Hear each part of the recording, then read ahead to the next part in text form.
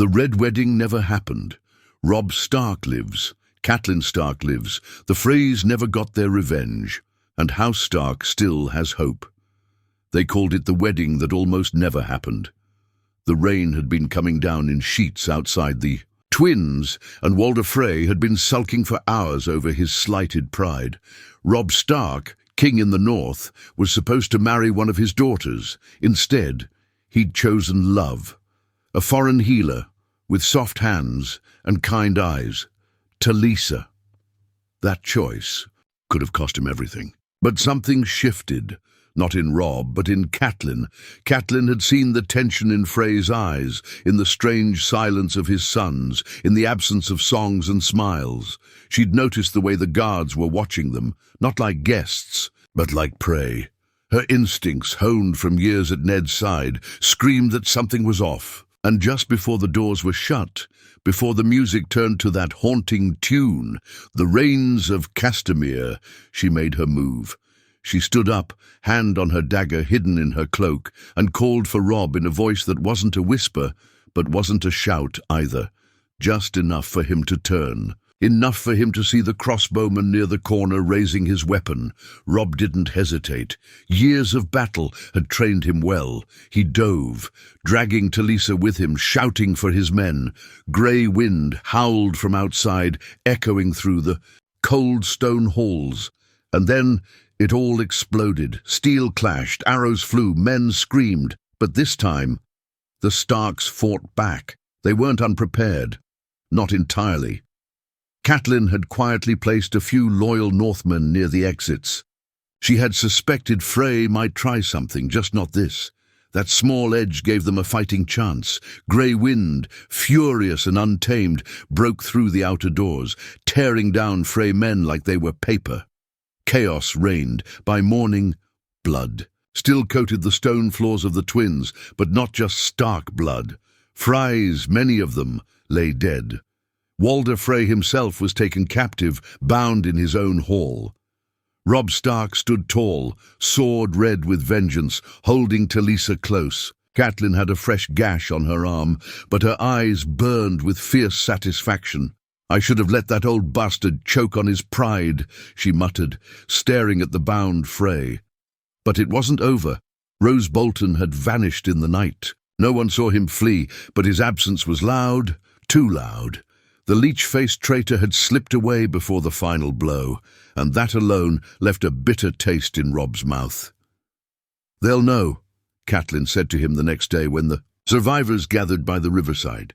"Who?" he asked. "Everyone," she replied. "The Lannisters, the Boltons, the South. They'll know we survived. They'll know the North doesn't kneel." Robb clenched his fists. "Then let them come." But something had changed in him that night. He had been too trusting, too focused on war, on pride, on honor. Now he saw the world the way his mother did, not as a battlefield, but as a game of shadows and blades. And the game wasn't done yet. Far to the south in King's Landing, the news would take weeks to arrive. But when it did, the Lion's smile would falter, because the North remembered, and the North was still coming. The news travelled slower than a raven's wings, but it reached King's Landing all the same. The Red Wedding had failed. At first, no one believed it. The court jesters joked that maybe Grey Wind had grown wings and flown off with the Freys, but when confirmation came from the terrified survivors of the Frey household, the air in the throne room changed. Tywin Lannister sat motionless in his seat, a goblet of wine untouched beside him, his jaw clenched. His plan, the clean, bloodless end to the Northern Rebellion, had gone up in flames. Worse, House Frey was weakened, House Bolton was unaccounted for, and Robb Stark was alive. The boy king Joffrey, in his usual stupidity, laughed out loud. "So the wolf pups bit back," he said, clapping his hands. "Let's send them a gift basket full of dog bones and insults." Tywin didn't even glance at him. "Leave us," he told the courtiers and lords, in a voice that sliced like cold steel. The room emptied quickly, the echo of boots on marble ringing in the silence. Only Tyrion remained. He sat by the side of the chamber, studying his father. He carefully, You underestimated them, Tyrion said, sipping his wine. How rare. I underestimated Catelyn, Tywin muttered. And perhaps I overestimated Walder Frey's ability to carry out a plan without tripping over his own. Idiocy. Tyrion raised an eyebrow. So what now? We wait for the young wolf to march on King's Landing? He won't, Tywin replied. He's not that foolish. But he was wrong. Back in the Riverlands, Robb Stark was already planning his next move. The failed betrayal had lit a fire in him, a ruthless edge that hadn't been there before. He saw what mercy cost, what honor did, and for the first time, he was willing to do things differently. The Freys were punished harshly. Walder Frey was imprisoned and paraded before his own people, made to kneel and publicly declare the North's right to rule. The twins, once a symbol of Frey arrogance, were placed under northern control, garrisoned by men loyal to Robb. I want the Riverlands back, Robb told his bannermen in a quiet war council. Every inch of it. And then I want Harrenhal. I want the Boltons hunted down and skinned like the traitors they are. Rose Bolton, meanwhile, had returned to the Dreadfort, silent and seething. He had failed, and worse, been seen failing. Ramsay, ever eager for blood and favor, suggested they strike again, this time directly, but Rose knew better. No, he said, watching a flayed man hang from a rack. We wait. The North is watching. The Lannisters will panic, and when they do, we carve our opening. Back in the North, whispers spread like wildfire. The young wolf lived. The Red Wedding was stopped. The Freys had been broken. Sansa, still trapped in King's Landing and unaware of the truth, felt something shift. She couldn't explain it, but her dreams that night were different, filled with howling winds and snow-covered wolves. Arya, travelling the Riverlands with the Hound, heard rumours in a smoky tavern. She froze mid-bite, nearly choking on bread. She ran outside, heart racing, eyes full of hope and disbelief. For once, the world wasn't taking something from her, it was giving her something back, and Jon Snow, far beyond the wall, still knew nothing. But somewhere deep inside, he felt a pull, a tug of something old and strong, a family bond refusing to break. The North wasn't just remembering, the North was reawakening. It was deep into winter when the North truly began to stir. Snow fell heavier by the day, and with it came silence across the lands. The kind of silence that whispered of war. But this time, it wasn't just battles and banners. Robb Stark was learning to play the game his father never wanted to play. Not with swords, with secrets. He rode south with a force small enough not to draw the attention of the full Lannister host, but deadly enough to strike fast. His goal wasn't to conquer. Not yet. His goal was to remind the realm that the North was still here, still dangerous, and far from broken. He hit Lannister outposts, burning supply lines and capturing scouts. He left messages behind, carved into the wood of doors, etched into shields left behind. The wolf lives. It was psychological, meant to shake confidence, to make commanders look over their shoulders and second-guess their orders. It worked. By the time the word reached Casterly Rock, the lower bannermen of the Lannisters were already questioning their loyalty. But Robb's war council wasn't united. Catelyn saw it first, the change in her son. He was colder, sharper, less trusting, even of those who had proven themselves. She tried to speak to him one night as they camped near River Run. "You're becoming someone your father wouldn't recognize," she said gently. Robb didn't look up from his maps. "And if I stayed the boy he raised, I'd be dead." "We all would." Catelyn stared at him for a long time. She didn't disagree, but it still broke her heart. Elsewhere, the Boltons began their own grim campaign. Ramsay, hungry for approval and carnage, led raids through northern villages still loyal to House Stark. Fires lit the skies. Innocents were flayed and strung from trees as warnings. But it didn't break the North. It enraged it.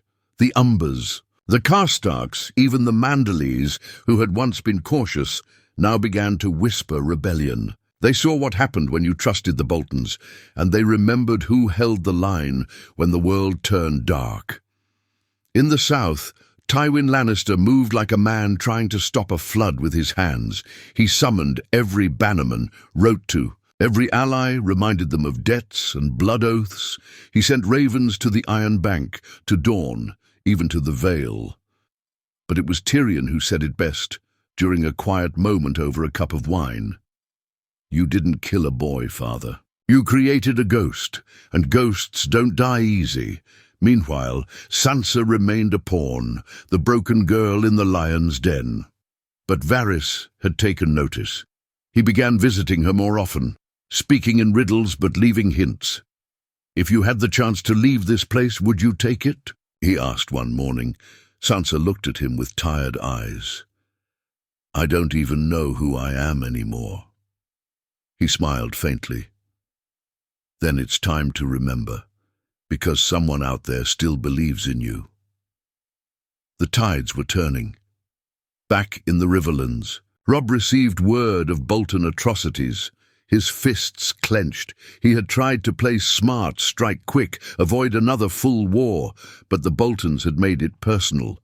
Ramsay's latest act, burning Winterfell again and hanging the old servants in the Godswood, pushed him past the edge.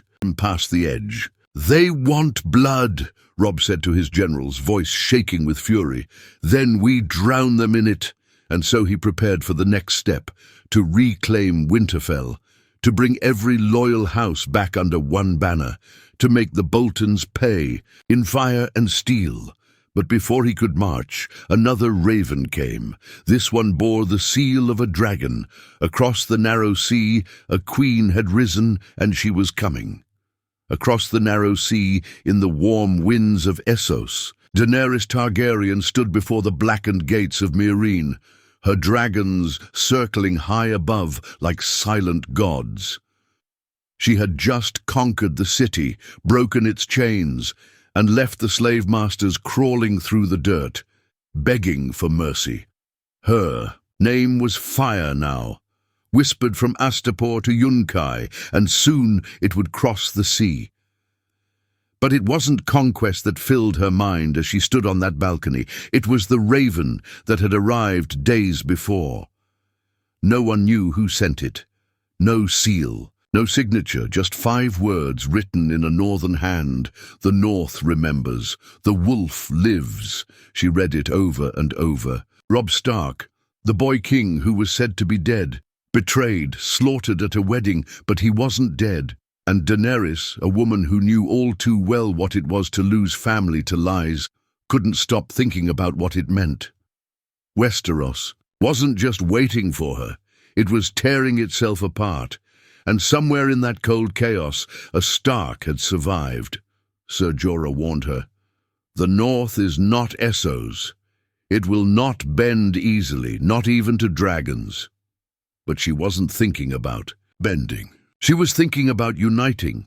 "If the wolf still lives," she told Missandei one night, "then perhaps fire and ice were never meant to be enemies."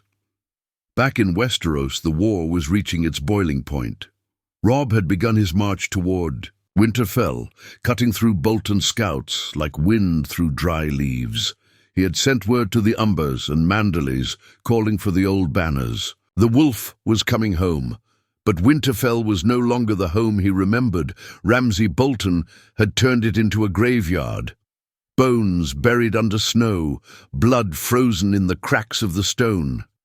He patrolled its walls like a mad king, a cruel grin carved into his face, hunting peasants for sport and feeding his dogs northern flesh. When word came that Robb was marching, Ramsay didn't panic. He welcomed it. "I hope he brings his little queen," Ramsay told his maester, laughing. "I want her eyes. I'll hang them over the gates." He didn't know that Robb had already sent Talisa away. She was hidden deep in Bear Island, watched over by Lady Maege Mormont herself. Robb had seen too much death to risk hers. The night before the assault, Robb stood before the godswood outside the old Stark camp near the weeping water. Snow fell lightly. His sword lay across his knees as he prayed, not to win, but to survive, to make the cost worth it.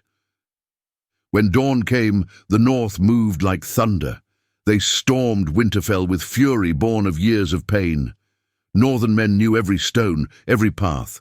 The dread-fought soldiers fought back with cruelty, but not loyalty. Ramsay, even in the face of death, laughed as arrows rained down around him.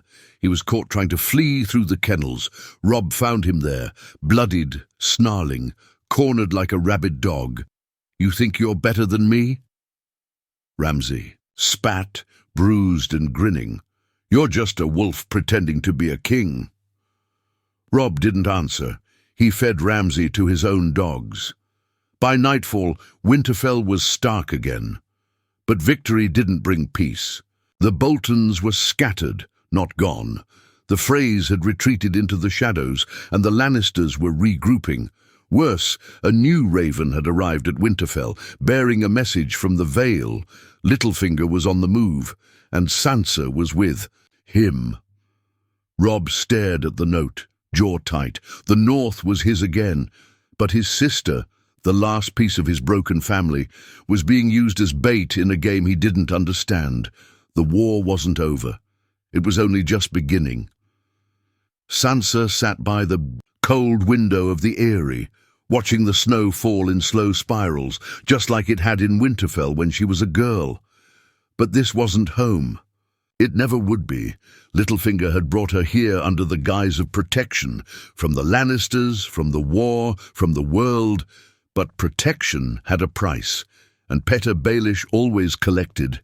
He called her "my lady," touched her hand.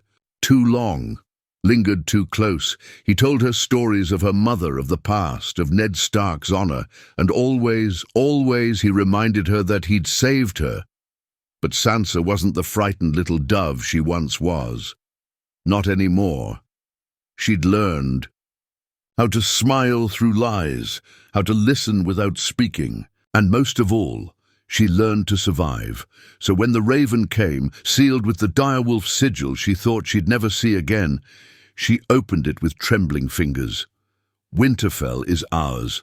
The wolf lives. Come home." The words blurred. Through her tears, Robb was alive. Robb had won. The North had not forgotten her. She hid the letter from Littlefinger, knowing what he'd do if he saw it. He spoke sweetly of marriage, of uniting the North through her, of wearing the Stark name like armor he hadn't earned. She'd had enough of men using her family's name to wear crowns that didn't belong to them. So she waited. She played the lady, the obedient girl. But inside, a plan was forming. Far across the sea, Daenerys stood atop her ship, the wind catching her silver hair as her fleet cut through the waters. She had made her decision. She would not wait for Westeros to fall into her hands. She would claim it, but not by fire alone. She had reached out quietly to the North, through ravens, through whispered channels. And when Robb Stark had replied, not with demands, but with curiosity, she saw a chance, a wolf and a dragon. Fire and ice. She didn't trust easily, and neither did Robb, but both had lost too much to dismiss a potential alliance. So as Daenerys sailed toward Dragonstone, her mind was already calculating the paths ahead. Diplomacy, marriage, war. She had dragons, she had Unsullied, she had power, but she didn't yet have a kingdom. The North did. Back at Winterfell, Robb studied her letter in silence. He had always believed the Targaryens were long gone, their madness buried with them. But this queen spoke of justice, of breaking chains, of rebuilding the world. And that, strangely, sounded a lot like what the North needed. Catelyn was skeptical. "She is a dragon," she warned, "and dragons burn." "I know," Robb replied, "but we've already been burned by those who swore they were sheep." Still, he didn't commit. He needed to find Sansa first, bring her home, and settle the ghosts in his own house before reaching out to another. So he sent a small company to the Vale, led by Arya Stark. She had returned just days before, hardened and cold as the steel she wore. When she stepped into Winterfell's hall and saw her brother, her face didn't crack, not even then, not until he pulled her into a hug and whispered, "You came back." "I never left," she whispered back. Robb trusted her with the mission, to find Sansa, to bring her home, and to deal with Baelish if needed. Arya didn't hesitate. "If he's lied, I'll cut his throat." She left the next morning. Meanwhile, in the south, chaos was spreading. Tywin had fallen ill, not from wounds or poison, but age. His mind, sharp as ever, had begun to slow. His absence created a vacuum, and Cersei moved quickly to fill it. She crowned herself Queen Regent and declared martial law across King's Landing. Anyone caught speaking the name Stark or Targaryen was punished, but fear was in her eyes.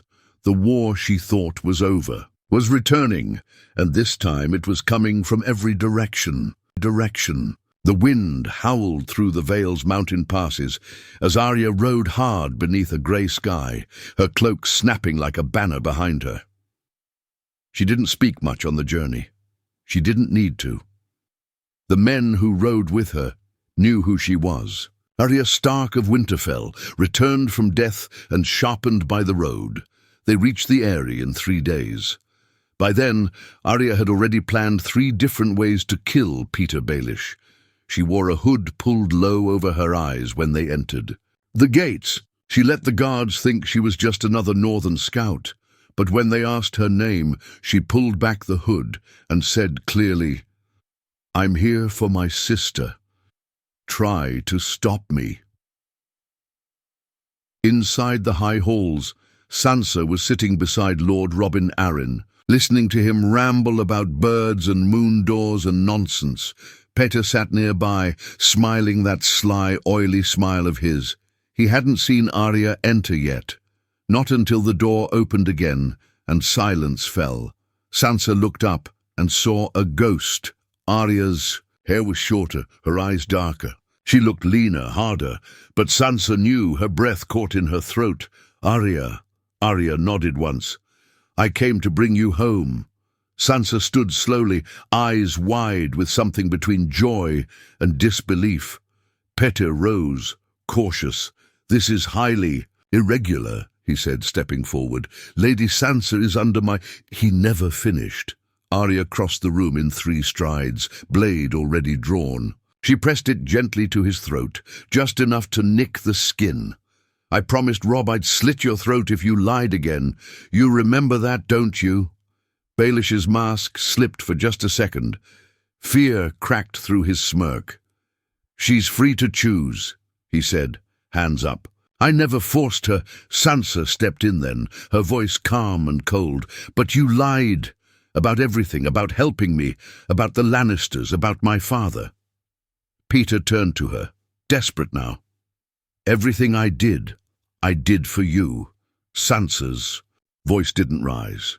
"You did it for power." Arya lowered her blade. "Let's take him back to Winterfell. He can answer to the pack." By nightfall they were gone. Petter Baelish, bound and gagged, rode in silence at the back of the column. Sansa and Arya rode side by side. They didn't speak for a while. Then Arya said softly, "You changed." "So, did you?" Sansa replied. "But we're still here." Back in Winterfell, Robb readied the North for something greater than revenge. He knew now that holding the North wasn't enough. If the South was to keep sending threats, keep sending lions, enflayed men, then the North needed more than just grit and frozen walls. It needed allies, real ones. So when Daenerys arrived at Dragonstone and sent another raven, this time asking to meet, Robb agreed. They would meet halfway, at the ruins of Moat Cailin, a place of ancient power where first men once stood. The idea of trusting. A Targaryen didn't sit well with many of Robb's bannermen. Lord Manderley grumbled. The Karstarks threatened to withdraw their support. Even Catelyn questioned it. "She is fire, Robb," she warned, "and we've already been burned enough." "I know," he said, "but I'll face her myself. If there's any truth in what she says, I need to see it in her eyes." When the day came, Daenerys arrived with only a few of her advisers. Grey Worm, Miss Andy, and Tyrion Lannister, of all people. The sight of him made Robb's jaw tighten. "You have some nerve sending a Lannister to my gates." Tyrion stepped forward. "I'm not here to ask forgiveness. I'm here because I believe she can make things right, and maybe you can too." Daenerys stepped forward then, cloak fluttering behind her. Her voice was steady, regal, but her eyes, they were tired, like someone who had lived 10 lifetimes in a single war.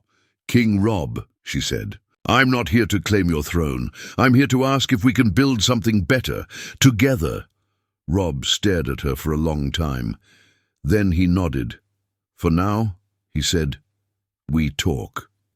The halls of Moat Cailin echoed with voices that hadn't spoken to each other in centuries. Stark and Targaryen, wolf and dragon. It was strange watching them. Robb, built like his father, all sharp jaw and quiet strength. Daenerys, regal but worn, her voice measured, her gaze calculating. They circled each other with words at first, talk of war, of peace, of what came after. Robb made one thing clear. The North remembers. We won't kneel again. Daenerys didn't flinch. "I'm not asking you to kneel. I'm asking you to survive, together." That caught him off guard. They talked long into the night about the Lannisters, about the Boltons, about the growing whispers of something worse rising beyond the wall. Daenerys spoke of fire and chains, of freeing cities and burning tyrants. Robb spoke of betrayal and blood in the snow, of family buried too soon and oaths broken too easily.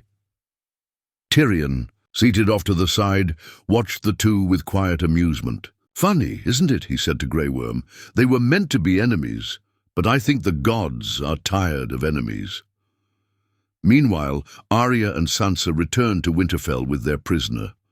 The people roared when they saw the Stark girls ride through the gates, together, alive.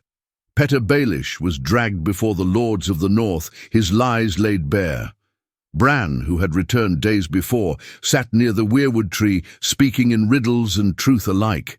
"He betrayed father," Bran said softly. "He sold out Ned to the Lannisters. Then he let mother die. There was no trial, no long speeches." Arya slit Baelish's throat at the base of the Godswood, his blood staining the roots red. Winterfell was finally clean, but far to the south, in the heart of the Lion's Den, Cersei Lannister was not resting. Her spies had brought her the news. The Dragon Queen and the King in the north were speaking. Worse, they weren't at war. She poured herself wine, her hand shaking slightly. "If they join forces," Jaime said, watching her carefully, "the war's lost." "No," Cersei snapped. "It means we fight smarter." She reached for her map, fingers trailing over the riverlands, then the neck. Her eyes lit up with something dark. Let them trust each other. Let them play peace. When they're distracted, we strike. She sent ravens, not to allies, but to enemies. The Golden Company, sellswords, cutthroats. She was raising an army not bound by honor but by gold. Meanwhile, in Moat Cailin, Robb and Daenerys stood beneath the stars, alone for the first time. "You believe in rebuilding," he said. "But what about those who only want revenge?" "I don't want to rule over ash," Daenerys replied, "but I'll burn whatever I must to stop the world from going back to what it was." Robb nodded slowly. "Then we have something in common." It wasn't love, not yet, but there was something between them, a strange understanding. They'd both buried too much to chase fairy tales, but maybe, just maybe, they could build something stronger from the ashes. The next day, the pact was sealed, a formal alliance between the North and the Dragon Queen. No marriage, not yet, but unity in war. They would move together against the South, against the lions and the traitors and the rot at the heart of Westeros. Tyrion raised a cup in private later. "You've just made history, your graces. Let's hope it doesn't kill us." But in the shadows, another force stirred. From the far north, the cold wind blew stronger. The dead walked in silence, and with every step, the wall weakened. Winter was no longer coming. It was already here, ready here.